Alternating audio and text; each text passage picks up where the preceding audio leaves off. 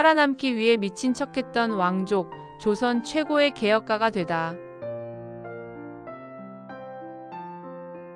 흥선대원군, 쇄국에 가려진 얼굴. 상갓집계, 꼰대인가 혁명가인가. 서양 오랑캐가 침범하는데 싸우지 않으면 화친하는 것이요. 화친을 주장하는 것은 나라를 파는 것이다. 이 무시무시한 비석, 척화비를 세운 남자. 며느리 명성황후와 나라가 망할 때까지 권력 다툼을 벌인 꼰대 할아버지. 우리는 흥선대원군을 그렇게 문을 걸어 잠근 쇄국 정책의 아이콘으로만 기억합니다. 하지만 여러분, 만약 이 모든 것이 그가 권력을 잡기 전 수십 년간 살아남기 위해 연기한 미친 척이었다면 어떨까요? 안동 김씨의 서슬퍼런 감시 속에서 살아남기 위해 일부러 술에 취하고 상갓집을 돌며 구걸하던 파라코 행세. 그리고 왕의 아버지가 되어 권력을 잡자마자 지난 수십 년의 연기를 끝내고 조선 500년 기득권의 뼈를 부러뜨리는 혁명가로 돌변했다면요. 오늘은 우리가 꼰대라고만 불렀던 흥선대원군의 소름 돋는 와신상담과 그가 왜 조선 최고의 개혁가로 불려야 마땅한지, 그리고 그토록 똑똑했던 그가 왜 결국 몰락할 수밖에 없었는지, 쇄국이라는 단어 뒤에 가려진 흥선대원군 이하응의 진짜 얼굴을 낱낱이 파헤쳐봅니다. 와신상담, 나는 미친놈이오. 대원군의 개혁을 이해하려면 그가 살았던 시대를 먼저 봐야 합니다. 19세기 조선은 지옥이었습니다. 왕은 허수아비였고 안동 김씨를 비롯한 소수의 외척 가문이 나라의 모든 것을 빨아먹고 있었습니다. 이것이 바로 세도 정치입니다. 이때 왕의 피를 이었지만 아무 힘도 없는 왕족 이하응이 있었습니다. 그는 정조의 증손자, 즉 직계왕족이었습니다. 세도 가문에게 직계왕족이란 언제든 자신들의 권력을 위협할 수 있는 잠재적 정적이자 시한폭탄이었습니다. 실제로 이하응의 형은 똑똑하다는 이유로 안동 김씨에게 밉보여 유배를 갔고 그의 집은 불타 없어졌습니다. 이하응은 깨달았습니다. 살아남는 유일한 방법은 쓸모없는 놈이 되는 것뿐이라는 것을. 그는 그때부터 완벽한 파라코 연기를 시작합니다. 밤낮으로 술을 마시고 난초를 그리며 풍류객 행세를 했습니다.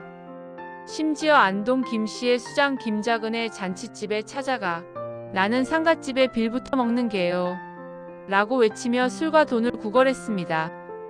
안동 김씨는 그를 보며 비웃었습니다. 저놈은 왕족의 피가 아니라 거지 새끼의 피가 흐른다. 저런 등신이 뭘 하겠나. 그들은 완벽하게 속았습니다.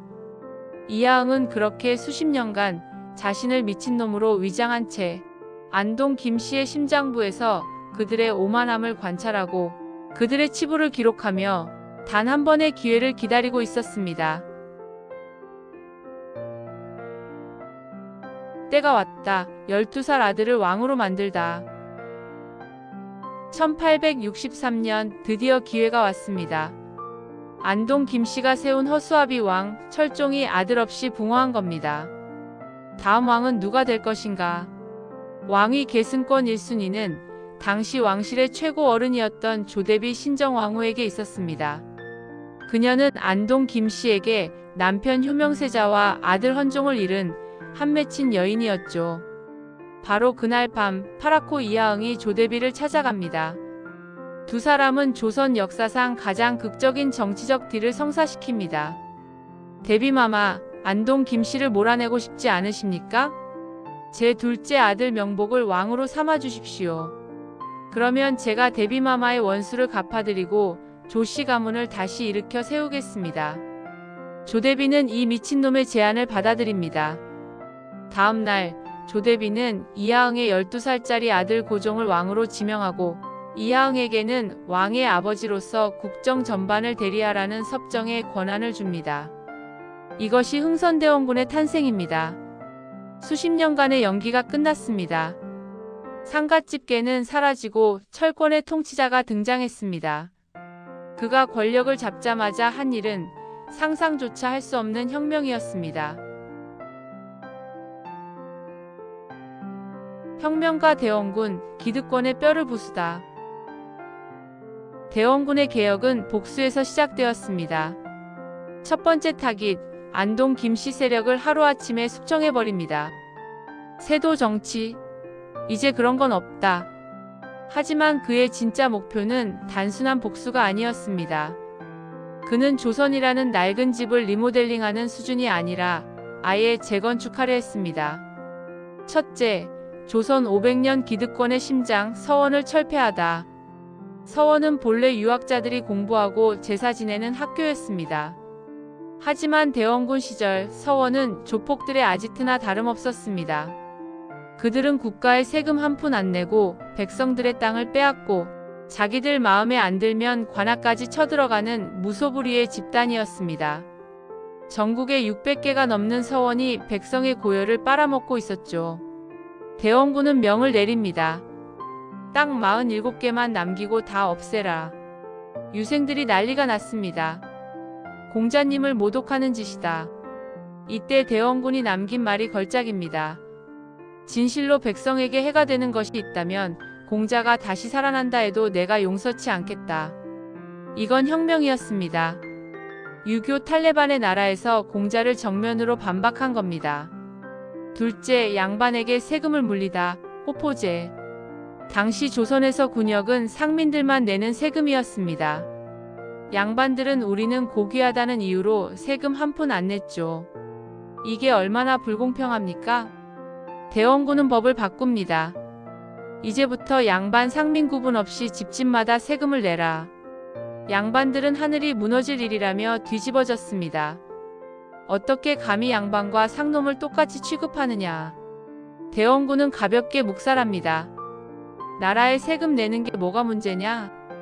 이것은 조선 건국 이래 최초로 조세 정의를 실현하려 한 엄청난 개혁이었습니다.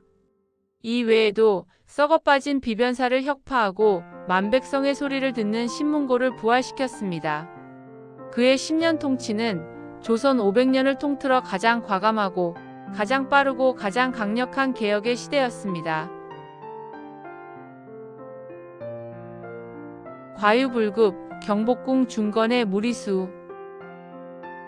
개혁으로 민심을 얻은 대원군. 그는 이 개혁의 정점으로 왕실의 권위를 다시 세우고 싶었습니다. 당시 왕은 임진왜란 때 불탄 경복궁을 버려두고 창덕궁이라는 작은 궁에 살고 있었습니다. 왕이 사는 궁이 이토록 초라하니 나라의 위험이 서지 않는다. 대원군은 경복궁 중건이라는 거대한 프로젝트를 시작합니다. 문제는 돈이었습니다. 안 그래도 세도 정치가 거덜낸 나라에 궁궐 지을 돈이 어디 있겠습니까? 여기서 개혁가 대원군은 독재자의 모습을 보이기 시작합니다. 첫째, 당백전을 발행합니다. 일당 100이라는 뜻으로 기존 엽전 상평 통보 한 개의 가치를 억지로 100배로 뻥튀기한 사실상 가짜 돈이었습니다. 시중의 물가는 미친 듯이 폭등했고 경제는 붕괴 직전까지 갔습니다. 하이퍼인플레이션. 둘째, 원납전을 징수합니다. 이름은 원하는 사람만 내는 돈이었지만 실제로는 원하든 원하지 않든 납부해야 하는 돈, 즉 강제 기부금이었습니다. 셋째, 양반들의 묘지림까지 베어버렸습니다. 궁궐 기둥으로 쓸 좋은 나무가 부족하자 양반들의 성역인 조상묘의 나무까지 강제로 베어버렸습니다. 결국 경복궁은 화려하게 재건되었습니다. 지금 우리가 보는 경복궁입니다. 하지만 그 대가는 너무나 컸습니다. 양반들은 조상의 묘를 훼손했다며 등을 돌렸고 백성들은 세금 걷어가더니 궁궐 짓는데 다 쓴다며 원망했습니다. 개혁으로 얻은 민심을 토목공사로 모두 잃어버린 겁니다. 내 나라는 내가 지킨다. 쇄국정책의 진실. 대원군이 미친 듯이 개혁을 하던 바로 그 시기, 밖에서는 서양 열강들이 아시아를 침략하고 있었습니다. 대원군의 눈에 통상을 요구하며 나타난 서양 배는 조선의 문을 두드리는 손님이 아니라 안동 김씨처럼 나라를 빨아먹으러 온 강도로 보였습니다. 내부의 적 안동 김씨를 겨우 쓸어냈는데 이제 외부의 적이냐? 그는 병인 양요와 신미양요에서 그들과 맞서 싸웠고 기적적으로 그들을 격퇴합니다. 이 두 번의 승리는 대원군에게 치명적인 확신을 주었습니다. 역시 저놈들은 상종 못할 오랑캐다. 우리의 개혁이 먼저다. 문을 열 시간 따위는 없다. 그는 척화비를 세우며 나라의 문을 걸어 잠깁니다. 그의 쇄국 정책은 단순한 꼰대짓이 아니라 자신이 이룬 내부 개혁을 지키기 위한 극단적인 방어기제였습니다. 하지만 시대는 그가 문을 잠그는 속도보다 더 빠르게 변하고 있었습니다. 시대의 문턱에선 혁명가. 대원군의 10년 천하는 그렇게 막을 내립니다. 경복궁 중건으로 잃어버린 민심, 그리고 성인이 된 아들 고종과 며느리 명성황후의 친정 요구. 그는 자신이 세운 개혁의 파도에, 그리고 기득권의 반발에 밀려 허무하게 권좌에서 내려와야 했습니다. 그는 왜 몰락했을까요? 그는 개혁가였지만 그 개혁을 혼자 하려 했습니다. 그는 혁명가였지만 그 혁명의 방향이 과거로 향해 있었습니다. 그는 쇄국이 아니라 개혁을 위해 시간을 벌고 싶었지만 세상이 변하는 속도를 따라잡지 못했습니다. 흥선대원군 이하응. 살아남기 위해 미친 척 연기했던 상가집계에서 조선 500년 기득권의 심장을 쐈던 혁명가로, 그리고 결국 시대의 문턱을 넘지 못하고 쇄국의 아이콘이 되어버린 비극의 꼰대로. 우리는 그를 쇄국으로만 기억하지만 우리가 지금 당면한 기득권과의 싸움, 조세 정의의 문제는 이미 150년 전 그가 가장 치열하게 부딪혔던 문제였습니다. 여러분은 이 늙은 혁명가를 어떻게 평가하십니까?